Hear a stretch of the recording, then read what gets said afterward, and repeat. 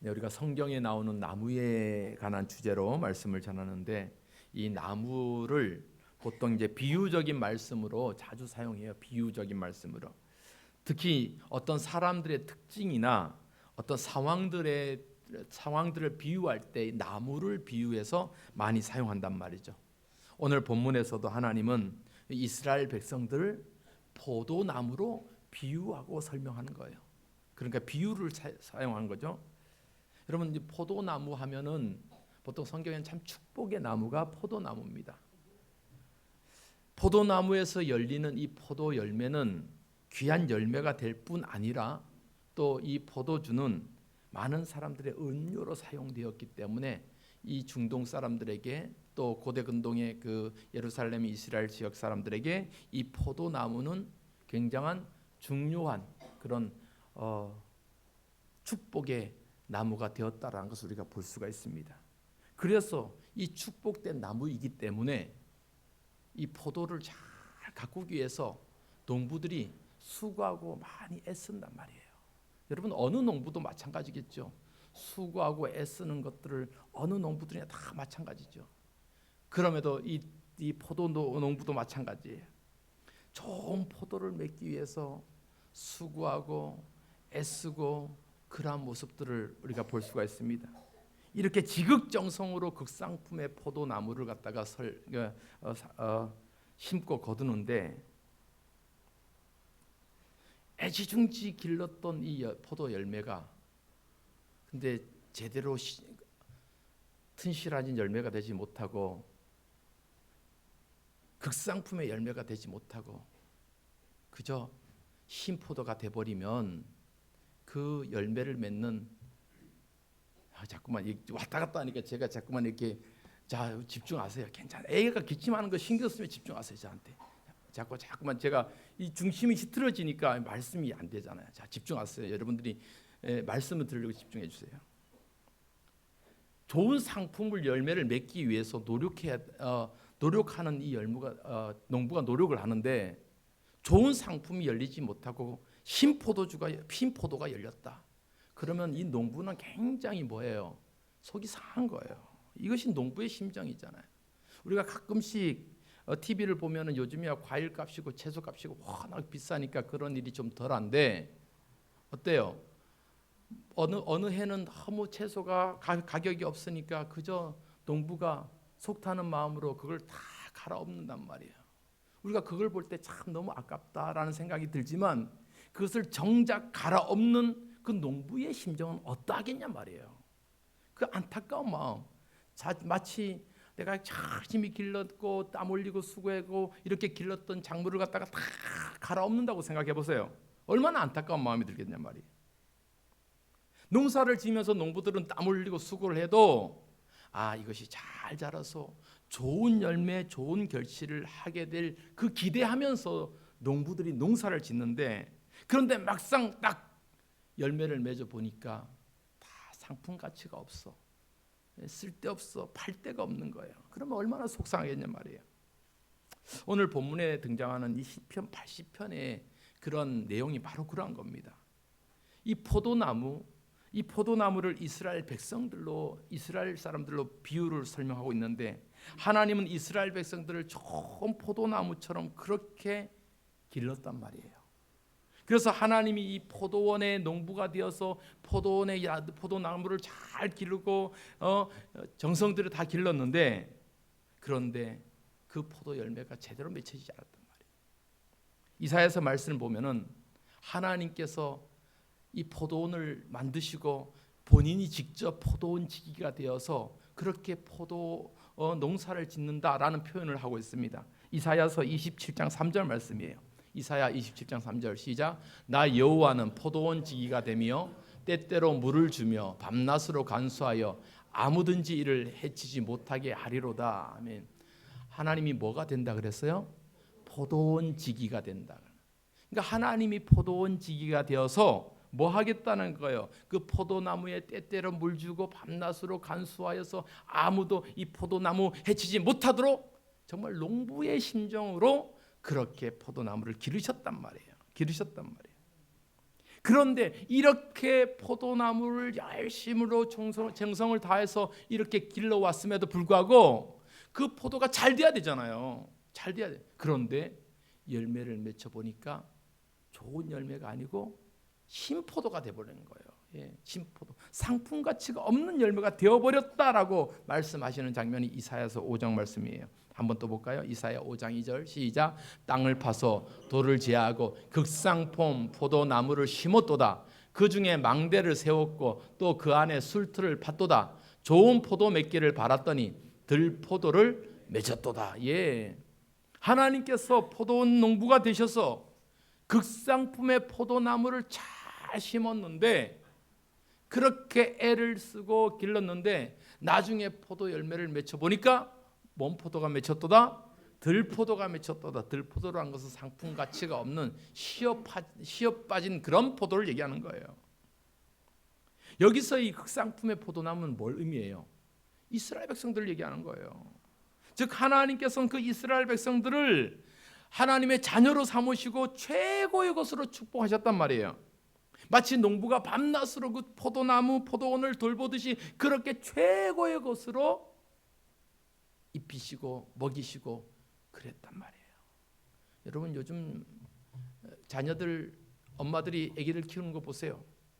좋은 거 먹이려고 하고, 예, 최고 좋은 거 입히려고 하고 그렇지 않아요? 예, 그런단 말이에요. 마치 하나님께서도 그 포도원에 하나님의 백성들을 그렇게 최고의 좋은 곳으로 돌보시고 아끼시고 그렇게 가꾸셨단 말이에요. 그럼에도 이 극상품의 포도나무였던 이스라엘 백성들이 하나님을 배반하고 세상에 거짓된 것을 쫓아가고 하나님을 떠나는 이러한 일들을 성경에서 보여주고 있단 말이에요. 이것을 비유적으로 표현한 말씀이 오늘 이 말씀이에요. 극상품의 포도나무를 정성 들였지만 들포도처럼 망가져버렸다. 들포도처럼 망가져버렸다. 오늘 우리가 읽었던 이 시편 80편의 전반적인 말씀이 그래요. 하나님의 그의 백성들을 잘 애굽에서 종노릇하고 노예 노릇하던 그 애굽에서 이스라엘 백성들을 데려와서 하나님께서 정말로 가장 좋은 곳 어디예요? 가나안 땅으로 인도해 내셨잖아요. 그 젖과 꿀이 흐르는 가나안 땅으로 이끌어 내셔갖고 하나님께서 마음껏 축복하셨다. 마음껏 축복하셨다.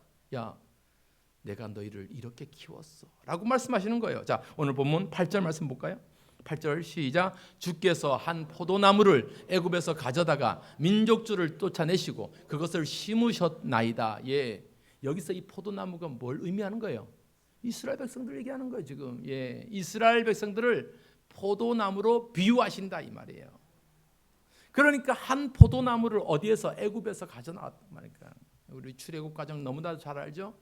애굽에서 종노릇하고 노예 노릇하고 그렇게 억압당하던 이스라엘 백성들을 하나님께서 모세를 통해서 이끌어내셨잖아요. 그래서 그 광야의 40년 동안을 그 길을 다 지나게 하시고 그 가나안 땅에 딱 들어오게 하셨단 말이에요. 수많은 가나안의 여정 속에서 많은 민족들이 공격하고 위협하고 방해물이 되어도 하나님께서 그들을 어떻게 하셨다? 다 제거해 주셨다. 하나님께서 그 광야의 길을 걸으실 때마다 얘들이 추울까 봐 밤에는 불기둥으로 인도해 가시고 여름엔 너무 뜨거울까 봐 구름 기둥으로 인도해 가시고. 여러분, 얼마나 하나님의 그 보호하심이 크시냐, 하나님의 은혜가 얼마나 크냐 말이에요. 이렇게 밤낮으로 그들을 먹이시고 입히시고 그 광야 생활을 통해서 가나안 땅으로 인도해 주셨어요. 그리고 그 가나안 땅의 수많은 민족들을 물리쳐 주는데 그 거대한 여리고성을 무너뜨릴 때도 이스라엘 백성들은 손 하나 대지 않았단 말이에요.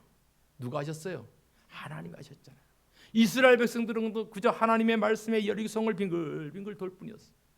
하나님이 마침내 여리고성을 무너뜨리게 하셔갖고 가나안 땅을 정복하게 하셨단 말이에요. 하나님의 도우심이죠. 하나님의 능력으로 가능한 거예요.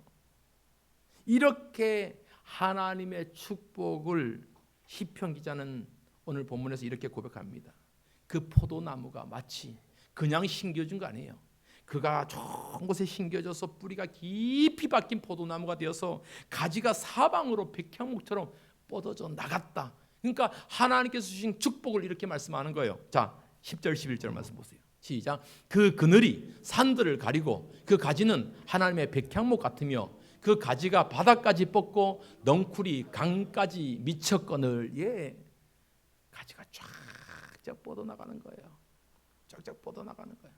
뿌리가 깊이 박힌 나무가 가지가 쫙쫙 뻗어나가는 거예요. 여러분, 누가 그렇게 하셨어요? 하나님이 그렇게 하셨어요. 여러분, 우리 사명교도 이렇게 되기를 바랍니다. 뿌리가 깊이 박히고 그 뿌리 깊은 나무 속에서 하나님이 그 가지를 쫙 펴져가는 거예요. 마치 요셉의 가지처럼 담을 넘어가는, 쫙 뻗어가는 거. 여러분, 기도하시기 바랍니다. 우리 사명교회가 이 강릉 땅에 쫙 가지가 뻗어가는 교회가 되기를 축복합니다. 어느 곳에서든지 하나님의 사명교회, 하나님 우리 성도들의 예배가, 우리 성도들이 열심히 쓰임 받기를 바라고 그들을 사용하여 주옵소서. 오늘도 우리 학생들이 많이 중간고사 기간이라서 안 왔는데, 하여튼 오늘 와서 기도하고 예배하는 우리 성도들, 우리 학생들은 정말이지 하나님 지혜로운 우리 성도들, 우리 학생들 되기를 바랍니다. 예. 우리 가온이도 아침에 이렇게 중간고 내일부터 시험인데 또 아침부터 이렇게 일찍 오느라고 그렇게 왔는데, 하나님께서 그렇게 하나님 앞에 쓰임 받고 정말 이 가지가 뻗어나가는 그런 축복이 우리에게 임하기를 축복합니다. 이렇게 하나님께서 축복하신 그 포도나무가 이렇게 하나님이 축복하는데 쫙 뻗어나가는 축복을 주셨음에도 불구하고, 그런데 이스라엘 백성들이 가나안 땅에 정착해서 어느 순간부터 어떻게 해요?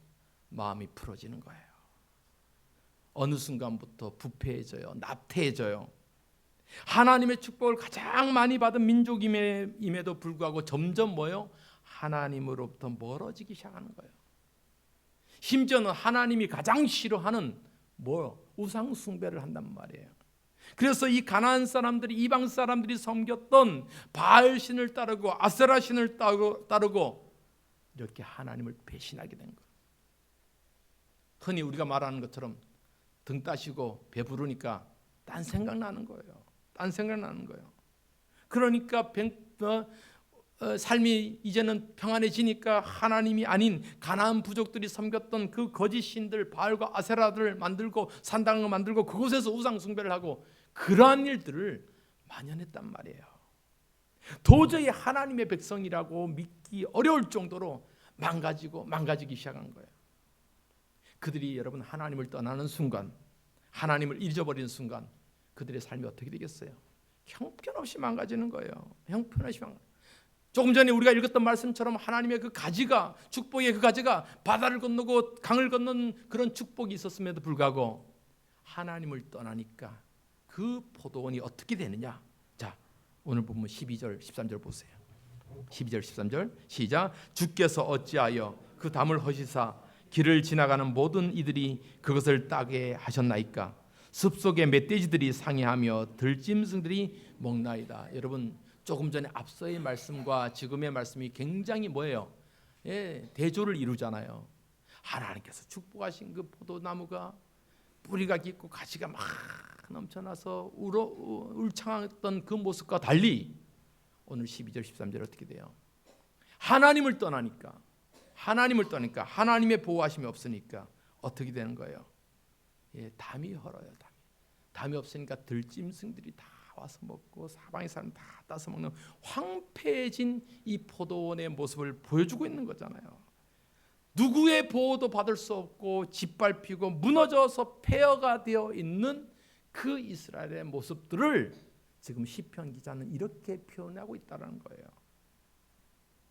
여러분, 오늘 이 본문의 말씀이 비유로 표현됐지만 이 말씀을 가만히 보면서 우리의 인생도 이와 같이 무너지지 않으리라고 누가 장담하겠단 말이에요. 아무리 축복받은 인생이라도 하나님을 떠나면, 하나님을 외면하면 그 순간부터 우리의 삶은 황폐해질 수밖에 없다라는 사실이요. 여러분, 이러한 모습은 우리가 세계의 역사를 통해서 너무나도 잘 알고 있는 거예요. 한때 힘이 있었고 세계를 제패했던 그 수많은 나라들도 하나님이 함께하지 않으니까 흔적도 없이 사라지잖아요. 로마의 찬란했던 그 로마의 제국의 모습들이 지금은 어떻게 있어요? 역사 속에서만 남아 있잖아요. 그 유럽을 가보세요, 여러분. 그러니까 막 하나님을 찬양하고 예배의 찬양 소리가 넘쳐나던 그곳이 어떻게 해요? 관광객들만 넘쳐나는 거잖아요. 예배의 자리는 예배하는 자가 없고 그냥 관광객들만 웃고 떠드는 거예요. 여러분, 오늘날 이 시대를 보면서 우리 성도들이 기도해야 될 목적이 뭐냐? 이 나라와 민족을 위해서 이렇게 기도해야 되는 거예요. 여러분, 우리나라도 얼마나 하나님의 축복을 받았어요. 우리나라보다 일찍 이 옆에 일본이나 중국은 우리나라보다 훨씬 일찍 복음이 전해졌던 그런 나라입니다. 그럼에도 불구하고 그들이 교만하고 우상 숭배가 심해서 그 복음이 전해졌음에도 불구하고 복음의 꽃이 안 피어졌단 말이에요. 복음의 꽃이 안 피어졌어요. 그런데 이 대한민국은 복음의 씨앗이 뿌려지고 그 복음을 통해서 30배, 60배, 100배 얼마나 결실을 많이 맺었어요. 가는 곳곳마다 교회가 세워지고 예배자의 예배가 이루어지고 그런 모습이 얼마나 세워졌냐 말이에요. 굶주림에 허덕이던 이 나라 백성들이 하나님 은혜로 지금 얼마나 풍족해졌냐 이 말이에요. 그러니까 지금 우리 나라가 하나님의 은혜가 아니었다고 누가 그것을 주장할 수 있겠습니까? 모든 것이 하나님의 은혜예요. 모든 것이 하나님의 은혜예요. 그러할 때 우리가 잊지 말아야 될 것이 뭐예요? 하나님께서 우리나라를 이렇게 극상풍매의 포도나무처럼 축복하셨는데 우리가 그 하나님의 은혜를 잊고 외면하면은 그 축복은 다른 곳으로 넘어간단 말이에요. 다른 곳으로 넘어간단 말이에요. 그러니까 우리가 얼마나 하나님의 은혜를 기억해야 돼요. 하나님을 기억해야 돼요. 여러분, 이 시대가 지나고 다음 시대가 되고 우리 자녀들의 시대가 되면은 굶주림이란 것을 모르는 시대가 되잖아요. 그러다 보면 하나님의 은혜를 잊어버리고 부모님 할아버지 시대 때는 굶주림을 받기 때문에 전쟁을 겪어봤기 때문에 그 아픔과 어려움을 알지만 우리 다음 시대가 되면은 그런 아픔과 어려움과 배고픔을 몰라요. 그러다 보면 뭐 어떻게 돼요? 하나님의 은혜를 잊어버려요. 그래서 뭐가 필요해요? 교육이 필요하고 신앙 교육이 필요한 거예요. 절대 잊지 말아라. 잊지 말아라. 우리가 지금 이렇게 된 것은 하나님의 은혜고 하나님의 축복이었다라는 것을 잊지 말아라. 오늘 우리 청년들 몇 명 오진 않았지만 정말 그러한 잊지 않기를 소망합니다. 여러분들이 지금 누리고 있는 이 축복은 하나님의 은혜였고 할머니, 할아버지, 부모님들의 기도였다는 것을 기억할 수 있기를 바랍니다. 여러분, 계시록 말씀에 보면 하나님께서 주님께서 에베소 교회를 해서 책망하시는 말씀이 있어요. 우리의 신앙 열정, 하나님을 향한 그 사랑이 어디에서 떨어졌는지를 돌아보지 않으면은 우리가 회복되지 않는다.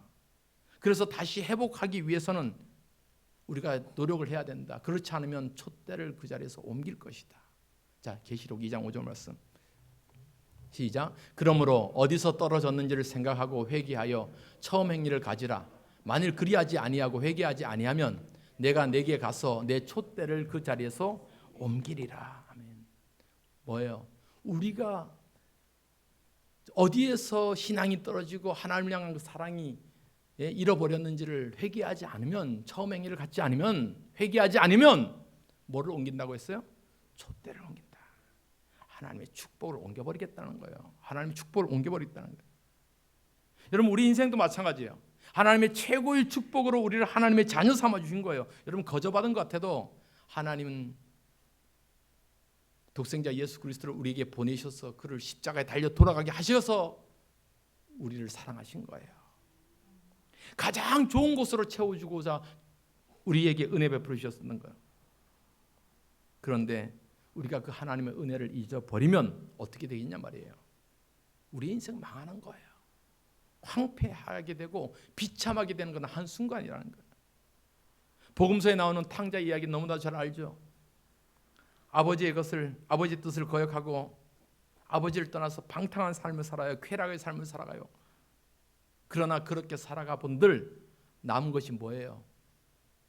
한 끼 배고픔조차도 해결할 수 없는, 채울 수 없는 그 비참함만이 남았어요. 돼지들이 먹는 나무 열매마저도 그 한 줌 얻어먹기 위해서 그렇게 비참한 삶을 살 수밖에 없는 그 탕자의 모습. 그때 그가 깨달은 것이 뭐예요? 아버지 집에는 먹을 것이 많았는데 그때서야 깨달은 거예요. 아버지 집에 있을 땐 몰라요. 여러분 몰라요.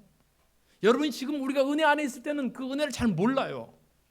그런데 정말 우리가 그것을 잃어버리고 나면은 그것을 깨닫게 되잖아요. 여러분 우리가 건강할 때 건강함에 감사를 알아요, 몰라요? 잘 몰라요. 아파 보면은 그 건강함이 얼마나 감사한 줄을 우리가 안단 말이에요. 여러분 잘 먹을 때는 한 끼의 그 감사함이 잘 몰라요, 감사함을. 그런데 입맛이 없고 한 끼도 못 먹고 그럴 때 밥 한 번 실컷 한 끼 먹어봤으면 좋겠다. 이 고백을 한단 말이에요. 이 탕자도 마찬가지예요. 아버지의 집에서 떠나가 보니까 그때 깨달은 거예요. 아버지의 집에는 먹을 것이 많았고 아버지의 집에는 부족함이 없었고 왜 내가 이제서야 이 아버지의 은혜를 알게 되었는가. 여러분 그래서 어떠한 상황에서도 성도들이 잊지 말아야 될 것, 하나님의 은혜예요. 하나님 은혜.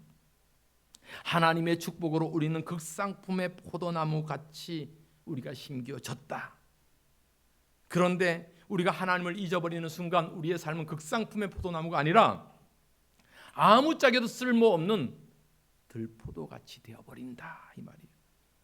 여러분 내 삶을 돌아보세요.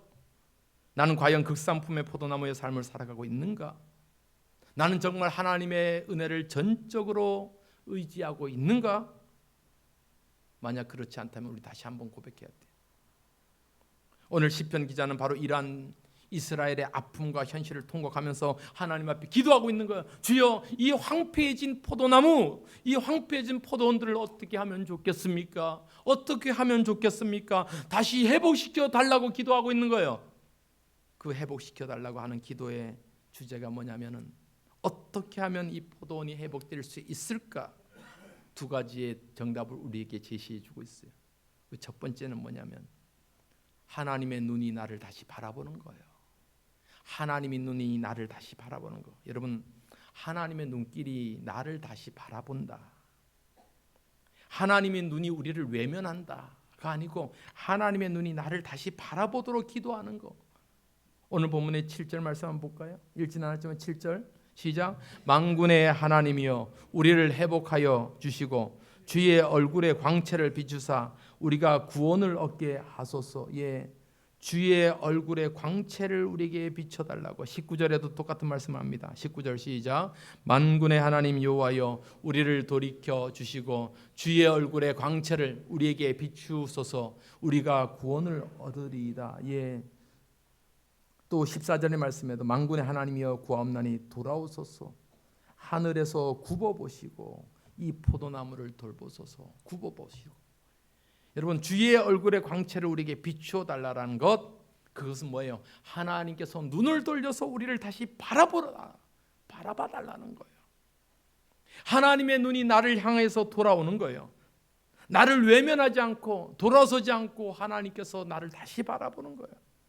여러분 나를 바라본다, 나를 쳐다본다라는 의미를 한번 생각해 보세요. 누군가가 나를 바라보고 있어요.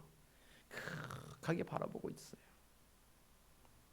나를 바라보는 그 눈길이 하나님의 눈길이라면 여러분 얼마나 삶의 위로와 평강을 얻겠습니까? 하나님이 오늘도 나를 바라보고 계신다. 할렐루야. 하나님이 오늘도 나를 바라보고 계신다. 여러분 아무리 답답하고 아무리 어렵고 아무리 억울한 일이 생겨도 하나님이 나를 다 바라보셨다면 억울해요, 안 억울해요? 전혀 안 억울한 거예요. 누가 다 봤기 때문에? 하나님이 다. 여러분 우리가 길을 가다가 내가 훔치지 않았는데 어떤 사람이 내가 훔쳐갔다고 막 고소를 해요. 그런데 딱 CCTV가 옆에 있네. 여러분 당당해요, 안 당당해요? 당당한 거예요. 똑같은 거예요. 하나님이 나를 바라보시는 것, 하나님이 나를 바라보시는 것, 여러분 그것 때문에 우리가 당당한 거예요. 복음서의 말씀 보면 예수님께서 많은 사람들을 불쌍히 여기시고 그들을 고쳐주시고 질병을 고치는 장면이 나와요. 그러기에 앞서 주님은 먼저 뭘 하셨냐면 그들을 바라보신 거예요. 그들을 보시고 불쌍히 여기셨다고 말씀하는 거예요. 자, 마태복음 9장 36절 볼까요? 시작. 무리를 보시고 불쌍히 여기시니 이는 그들이 목자 없는 양과 같이 고생하며 기진합니다. 그들을 보시고 불쌍히 여기셨다. 자, 마태복음 14장 14절 시작. 예수께서 나오사 큰 무리를 보시고 불쌍히 여기사 그 중에 있는 병자를 고쳐 주시니라. 그 무리를 뭐 하셨다? 보시고 바라보시고 불쌍히 여기셨단 말이에요. 바라보시는 거예요. 우리 주님이 우리를 바라보시고 우리를 불쌍히 여기셨다. 여러분, 하나님이 나를 사랑하시는 우리를 사랑하심에 가장 첫 번째는 주님이 나를 바라보시는 거예요. 바라보시는 거예요. 여러분, 우리가 훼손되고 회파되었던 핍비되었던 우리의 삶을 다시 회복시킬 수 있는 방법은 뭐야? 하나님께서 나를 다시 바라보시는 거예요. 여러분, 우리가 그것을 위해서 기도하기를 바랍니다. 하나님, 우리 나라를 떠나지 마시고 우리 나라를 외면하지 마시고 하나님 이 땅을 외면하지 마시고 우리 사명교를 외면하지 마시고 이 강릉 땅을 외면하지 마시고 하나님 바라보 주시옵소서. 바라봐달라고. 하나님이 바라보시면 우리는 위로와 담대함을 얻을 수 있는 거예요. 바라보시는 거예요. 하나님의 눈이 나를 바라보게 하옵소서. 하나님이 나를 외면하지 않게 하여 주옵소서. 시편 기자는 이렇게 고백하고 있는 거예요. 두 번째로 시편 기자는 그 황폐해진 포도원 다시 회복되기를 원하면서 주의 손이 나를 다시 붙잡아 주시옵소서 하고 기도하는 거예요. 주의 손이 나를 붙잡아 달라고요. 자, 17절 말씀 볼까요? 17절 오늘 시편 80편 17절 시작. 주의 오른쪽에 있는 자 곧 주를 위하여 힘있게 하신 인자에게 주의 손을 얹으소서. 아멘. 주의 오른쪽에 있는 자는 뭐예요? 하나님 향해서 서 있는 자들이에요. 하나님의 백성들이에요. 세상을 향해서 달려가는 자들이 아닌 하나님의 자녀들을 향해서 하나님의 손이 우리의 손 위에 얹어지는 거예요. 얹어지는. 여러분, 주의 손을 얹으소서 이 말씀을 깊이 묵상하시고 이번 한 주도 이 말씀 붙잡고 살아가는 저와 여러분 되기를 바랍니다. 주의 손이 내 손 위에 얹어진다. 여러분, 주의 손이 내 손 위에 다 얹어져서 내 의지가 아니고 내 손이 아니고 내 능력으로 아니고 주님의 인도하심으로 이끌림 받는다. 여러분, 얼마나 감사해요. 어린아이들이 이제 한글 공부 배울 때 요즘은 너무 얘들이 다 똑똑해서 잘 공부하지만 예전에는 삐뚤하게 공부하니까 아버지가 아기 손을 딱 잡고 연필진 손을 다 잡고 함께 써주잖아요. 기억, 니은, 디귿 함께 써줘요. 그러다가 딱 함께 써. 잘 안 나오면은 침 한번 딱 묻혀갖고 또 팍 쓰고. 옛날에 다 그랬잖아요. 아버지가 손 붙잡고 써주는 거예요. 그럼 나는 뭐만 하면 돼요? 가만히 있으면 돼. 힘 빼고 가만히 있으면 돼. 그러면 아버지가 다 따라 쓰게 한단 말이에요. 나는 가만히 있으면 돼요. 언젠가 영상을 보니까 이 조종사가 되려고 파일럿 훈련을 하는데 처음에 그 비행기를 조종하는 게 얼마나 두려워요. 딱 이륙하고 딱 비행기 내린데 조교가 옆에 딱 타서 조종관이 2개가 있잖아요. 염려하지 말아라. 나도 붙잡고 있으니까 너는 배운 대로 해라. 두려워할 게 없어요. 내가 조금 부족하면 옆에 있는 베테랑 조종사가 다 알아서 컨트롤 해주니까 나는 그냥 손만 얹는 거예요. 손만 얹는 거예요. 여러분, 내 손에 주의 손을 얹는다고 생각해 보세요. 내 힘과 내 능력이 아니고 하나님의 힘과 하나님의 능력으로 살아간다고 생각해 보세요. 더 이상 내 의지가 아니고 하나님의 의지로 내 삶이 이끌어간다고 생각해 보세요. 그럴 때 우리는 극상품의 포도나무가 될 수 있는 거예요. 내가 내 인생 만들어가는 것 아니잖아요. 하나님께서 내 손에 손을 얹으셔서 나를 이끌어 가시는 거잖아요. 여러분, 이 사실을 기억할 수 있기를 바랍니다. 내 손에 주의 손을 얹으소서. 한번 따라합시다. 내 손에 주의 손을 얹으소서. 내 손에 주의 손을 얹는 거예요. 여러분, 우리가 이 찬송을 불러볼 텐데요. 주의 손에 나의 손을 포개고 주 보혈 날 정결케 하고 주 보혈 날 자유케 하니 주 앞에 나 예배하는 이 시간 나 모든 것을 주께 드리네. 주의 손 날 위에 찍히셨고 주의 발 날 위에 박히셨으니 이제는 내가 사는 것이 아니요 오직 주를 위해 전주가 나와야지. 주를 위해 사는 것이라. 주의 손에 나의 손을 포개고 또 주의 발에 나의 발을 포개어서 나 주와 함께 죽고 주 나와 함께 살리라. 영원히 주를 위해 살리라. 여러분, 이 찬송의 고백을 우리가 잘 묵상하면서 함께 불러보겠습니다.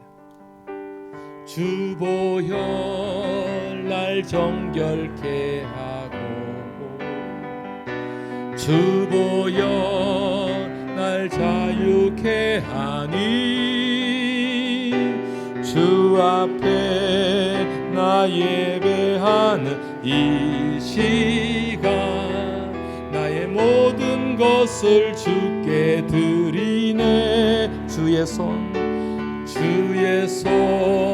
날 위에 지키셨고 주의 발 날 위에 박히셨으니 이제는 내가 사는 것이 아니요 오직 주를 위해 사는 것이라. 아멘. 주의 손에 나의 손을 포개고 또 주의 발에 나의 발을 포개요. 나 주와 함께 죽고 또 주와 함께 살리라.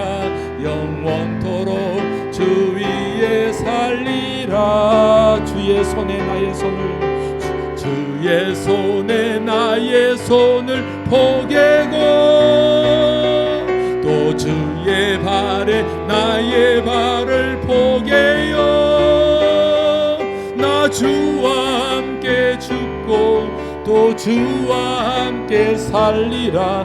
나 주와 주 위에 살리라. 주의 손에 나의 손을 주의 손에 나의 손을 포개고 또 주의 발에 나의 발을 포개요.